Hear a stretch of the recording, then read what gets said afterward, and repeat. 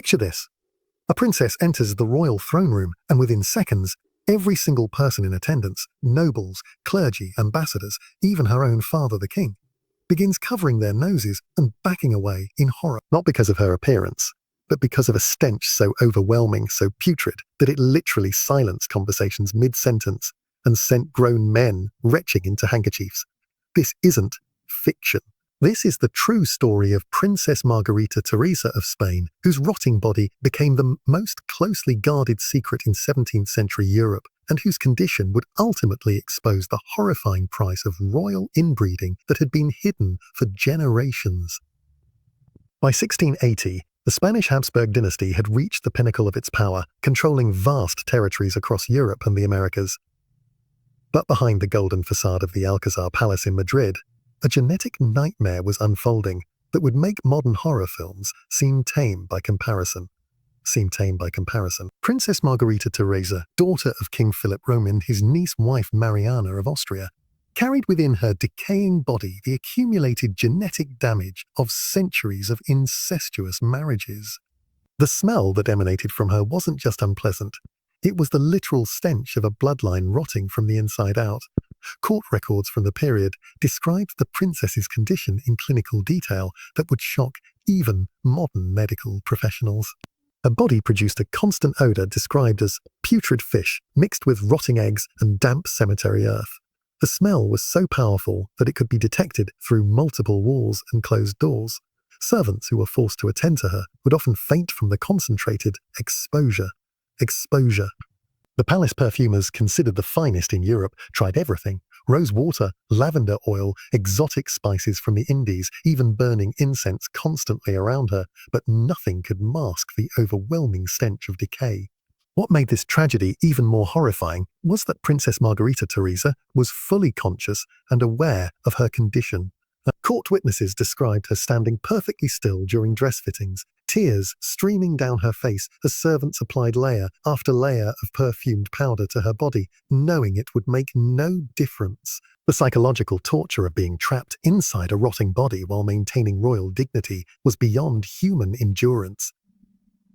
She would spend hours staring at her reflection in mirrors, watching her skin take on the waxy, translucent appearance of the dying while still in the prime of her youth. The medical explanation for her condition reveals the true horror of royal inbreeding practices. Modern genetic analysis of the Habsburg family tree shows a level of intermarriage so extreme that it defied basic biology. Margarita Teresa's parents were uncle and niece. Her grandparents were first cousins. Her great-grandparents were also related by blood. This wasn't occasional intermarriage. This was systematic genetic self-destruction practiced over centuries in the name of keeping the bloodline pure. The result was a concentration of recessive genetic disorders so severe that it manifested as literal bodily decay in living individuals. The princess suffered from what modern medicine would recognize as a combination of metabolic disorders, autoimmune diseases, and cellular breakdown conditions that caused her body to essentially decompose while she was still alive. Her skin would periodically slough off in sheets, revealing raw, infected tissue underneath. Her internal organs were slowly failing, producing toxins that her compromised liver and kidneys couldn't filter, leading to the overwhelming stench that made her presence unbearable even to those who loved her. But the physical horror was only part of the story. The psychological impact on the royal court was equally devastating. Ambassadors from foreign courts would arrive expecting the usual diplomatic ceremonies, only to find themselves in situations so surreal they struggled to maintain composure. The French ambassador Jean-Baptiste Colbert wrote in encrypted dispatches to Louis Vazibid, describing scenes where entire diplomatic meetings were abandoned because the princess's presence made it impossible for anyone to concentrate on anything except trying not to vomit. The Spanish royal family's response to this crisis revealed the depths of their denial about the consequences of their inbreeding practices. Rather than acknowledging the genetic disaster they had created, they doubled down on secrecy and superstition. They hired teams of physicians who were sworn to absolute secrecy about the princess's condition.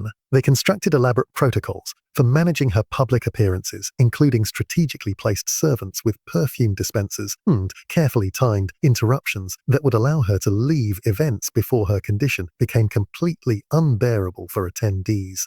The king himself, Philip IV, was reportedly driven to private breakdowns by guilt over his daughter's condition.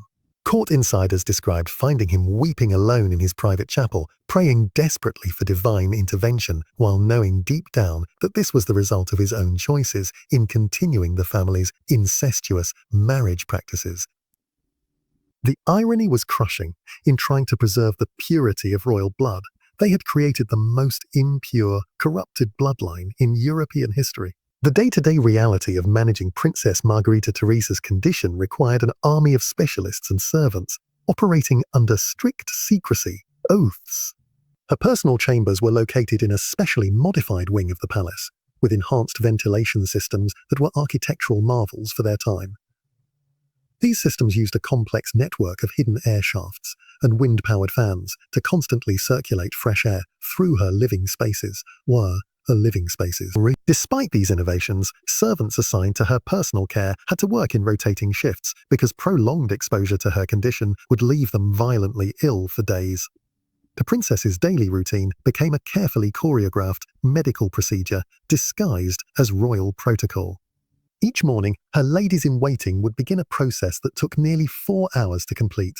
First, they would bathe her in specially prepared solutions containing exotic herbs, minerals, and perfumed oils imported from across the Spanish Empire. The bathwater had to be changed multiple times during each session, as it would quickly become contaminated with the toxins seeping from her compromised skin.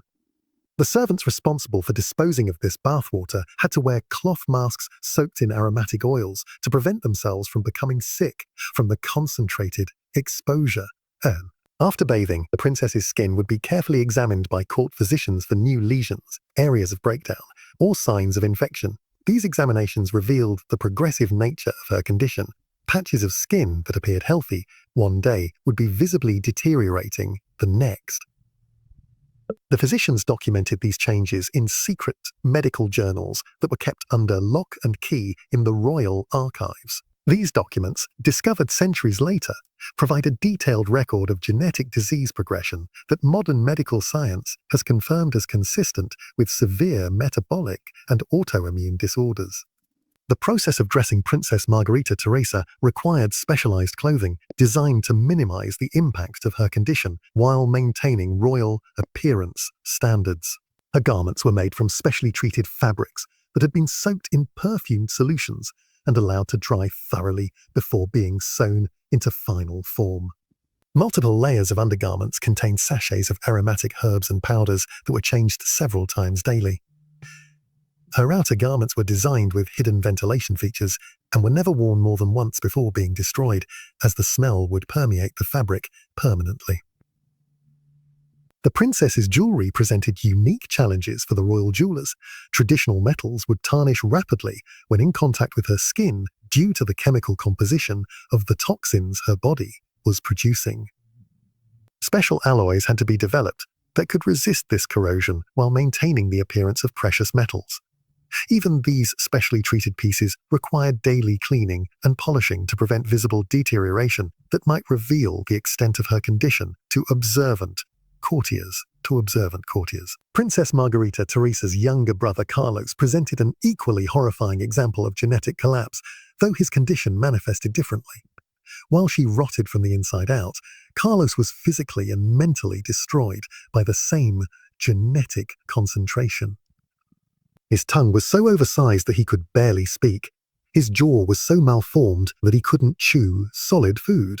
His legs were twisted by rickets, his brain damaged by hydrocephalus, and his reproductive organs so underdeveloped that he would never be capable of producing an heir, despite desperate attempts by the royal physicians. The contrast between the siblings revealed the random but devastating nature of genetic damage from inbreeding, while Carlos's deformities were visible and obvious, making him clearly unfit for royal duties. Margarita Teresa's intelligence remained largely intact, even as her body deteriorated. This created a particularly cruel situation where she was fully aware of her condition and its implications, understanding that she was watching herself decay while being powerless to stop the process. Court observers noted that she would sometimes speak with startling clarity about her situation, displaying an understanding of her family's genetic problems that was remarkably sophisticated for the medical knowledge of the time. The court's attempts to manage these genetic disasters became increasingly desperate and bizarre. They hired exorcists, convinced that demonic possession was causing the royal family's physical degradation. These exorcism ceremonies were conducted in secret chambers deep within the palace, with elaborate rituals involving holy relics, blessed oils, and incantations designed to drive out evil spirits. The princess was subjected to these procedures repeatedly, enduring hours of religious ceremonies that only added to her physical and psychological suffering while providing no medical benefit. They consulted alchemists who promised magical cures involving the blood of exotic animals. One particularly elaborate treatment involved bathing the princess in a mixture containing the blood of 7 different species of birds, each killed during specific lunar phases and prepared according to ancient formulae. Another treatment required her to consume daily potions made from powdered unicorn horn, actually narwhal tusk, mixed with various herbs and minerals. The cost of these treatments was astronomical, requiring the royal treasury to fund expeditions to remote parts of the world to obtain the required materials. They even imported practitioners of forbidden arts who claimed they could reverse the family's genetic damage through ritualistic treatments. These practitioners, operating under the protection of royal patronage despite church prohibition, conducted ceremonies involving complex geometric patterns, mystical symbols, and what they claimed were ancient healing energies. Some rituals required the princess to lie motionless for hours, while practitioners chanted in languages that may have been completely fabricated. None of these treatments provided any improvement in her condition, and some may have actually worsened her suffering by adding psychological stress to her already overwhelming physical pain. Nothing worked because they were treating the symptoms of a biological catastrophe while continuing to cause the underlying problem. The royal family's refusal to acknowledge the genetic basis of their problems meant that they continued to plan marriages between closely related family members, even as the evidence of genetic damage became undeniable. This denial was supported by the prevailing religious and political beliefs of the time, which held that royal blood was divinely blessed and that any problems must be due to external influences rather than inherent genetic flaws. The princess's condition worsened dramatically during her teenage years. By age 16, the smell had become so overpowering that special architectural modifications were made to the palace. Ventilation systems were installed specifically to handle her presence in different rooms. These systems represented cutting-edge engineering for the 17th century, using principles that wouldn't be fully understood by medical science until centuries later. The palace architects created a network of air channels that could be opened and closed to direct fresh airflow and remove contaminated air from areas where the princess spent time. Entire wings of the palace were evacuated when she needed to move through them. Palace protocol required advance notice of her movements so that servants could clear corridors and prepare ventilation systems. Special routes were planned for her daily activities to minimize contact with other court members while still allowing her to participate in essential royal functions. The logistics of managing her daily life became a massive coordination effort, involving dozens of servants, multiple physicians, and carefully orchestrated timing to minimize the impact on court functions. The psychological impact on other members of the royal family was severe and long-lasting. Her mother, Queen Mariana of Austria, reportedly developed what would now be recognized as clinical depression, spending long periods in self-imposed isolation and religious contemplation. The Queen blamed herself for her daughter's condition, correctly intuiting that the family's marriage practices were responsible, but lacking the scientific knowledge to understand precise mechanism of genetic inheritance. King Philip IV aged rapidly during his daughter's illness, developing what court observers described as a nervous condition that caused his hands to shake and his speech to become hesitant. The king's guilt over his role in perpetuating the family's genetic problems was compounded by his political responsibilities to maintain Spain's position in European power struggles. Foreign courts were beginning to view the Spanish royal family's obvious genetic problems as a sign of divine displeasure or inherent weakness that could be exploited in diplomatic negotiations. The princess's younger siblings were also affected by witnessing her deterioration.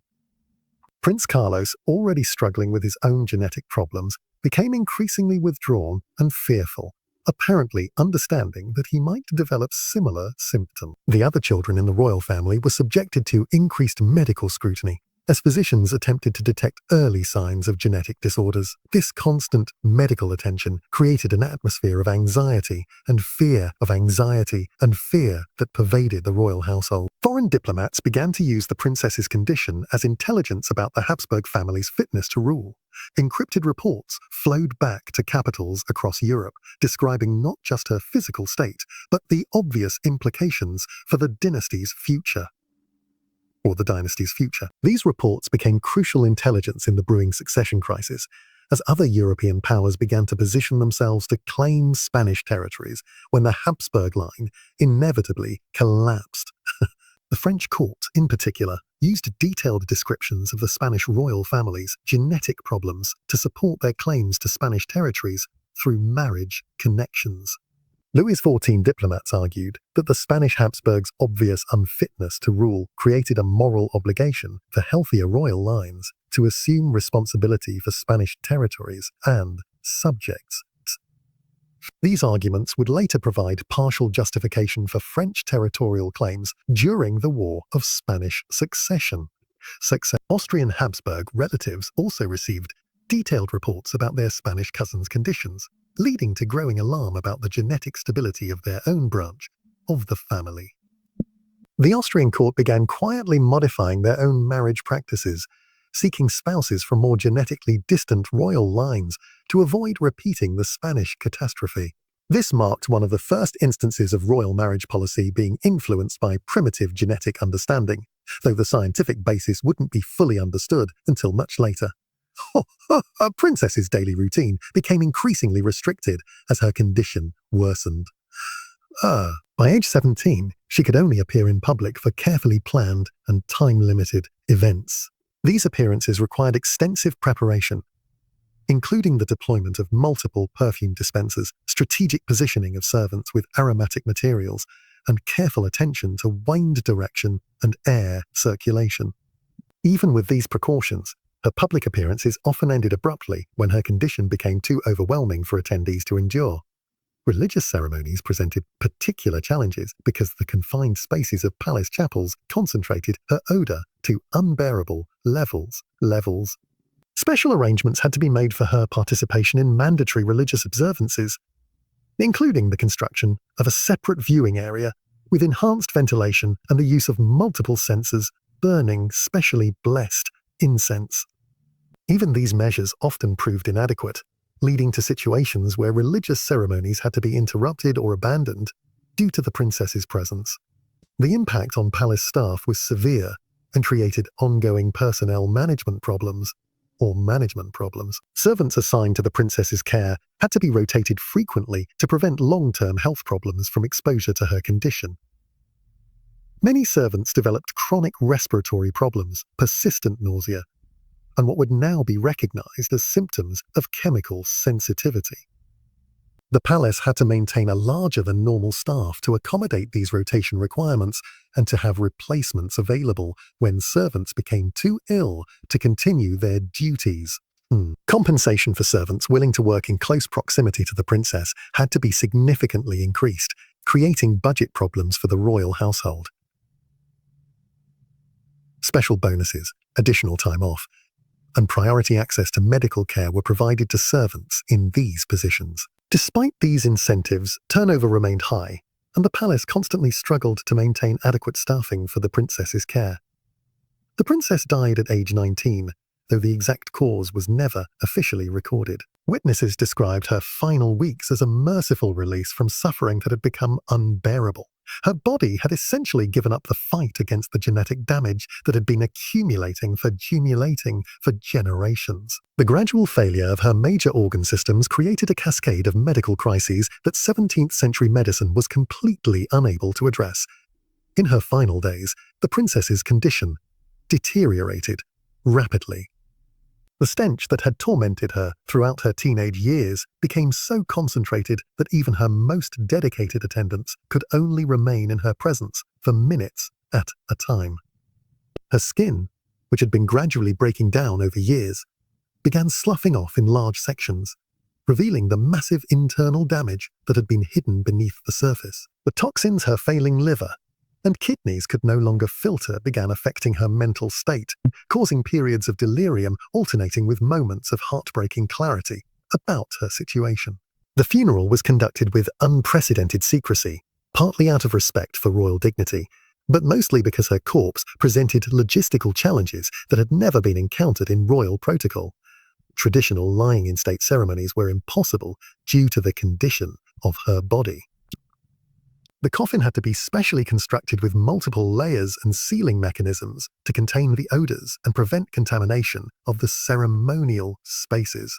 Even with these precautions, the funeral ceremony had to be significantly abbreviated, and attendance was limited to essential participants only. The princess's death created a complex problem for royal record-keeping and historical documentation. The official cause of death was recorded simply as fever, but private medical records revealed the true extent of her genetic disorders. These private documents were kept separate from official palace records and were not discovered by historians until centuries later. The discrepancy between public and private records became a pattern that the Spanish royal family would follow in dealing with genetic problems throughout the remainder of their dynasty.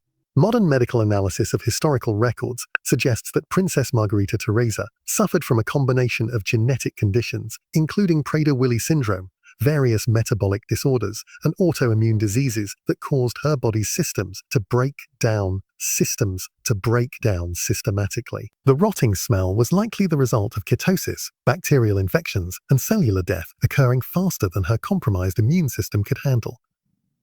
Her case represents one of the most extreme examples of genetic damage from inbreeding ever documented in European royal history. Contemporary genetic analysis of the Habsburg family tree reveals an inbreeding coefficient that approaches levels seen in laboratory experiments designed to study the effects of extreme genetic isolation. The mathematical probability of the genetic disorders observed in Princess Margarita Teresa and her brother Carlos was virtually certain, given their parentage and family history. Modern computer models of genetic inheritance predict outcomes remarkably similar to what actually occurred in the Spanish Habsburg line. The tragedy of Princess Margarita Teresa became a turning point in European royal marriage practices, though not immediately. Her death, combined with her brother Carlos' obvious unfitness to rule, began a slow recognition among royal houses that genetic diversity was not just preferable, but essential for dynastic survival.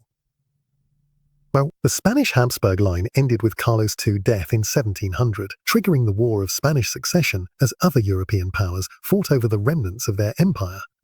The legacy of the rotting princess extends far beyond medieval royal politics. Her story became a powerful symbol of the consequences of ignoring biological realities in favor of political convenience. Medical historians use her case as a teaching example of how genetic disorders can accumulate and intensify through repeated inbreeding. Her suffering, while tragic on a personal level, helped establish the scientific understanding that would eventually lead to modern genetics and the recognition that genetic diversity is essential for healthy populations. But perhaps the most haunting aspect of Princess Margarita Teresa's story is how completely her suffering was hidden from history. Unlike her brother Carlos II, whose physical deformities were documented in official portraits and diplomatic reports, her condition was considered so shameful that most records were deliberately destroyed or hidden. The few accounts that survived were found in private letters, and encrypted diplomatic communications that weren't meant to be preserved for posterity. The Spanish royal family's response to her condition revealed the ultimate failure of absolute monarchy, the inability to acknowledge reality when it contradicted royal mythology. They chose to hide the evidence of their genetic disaster rather than confront the practices that caused it. This denial continued even after her death, as subsequent royal marriages continued the pattern of intermarriage, though with gradually decreasing frequency as the consequences became impossible to ignore.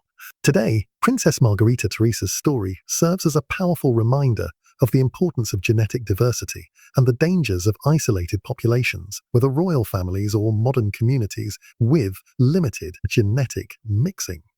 Her tragic life and horrifying death marked the end of an era when political considerations could override biological realities. The stench that silenced the royal court was ultimately the smell of a dynasty's death. A genetic time bomb that had been ticking for centuries, finally exploding in the form of a young woman whose body became a living symbol of the price of genetic purity.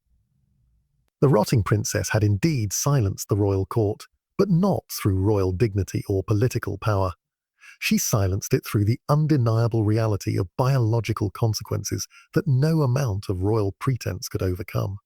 Her legacy is written not in official histories, but in the genetic understanding that emerged from the ashes of the Spanish Habsburg dynasty, ensuring that such genetic tragedies would never again be hidden behind palace walls.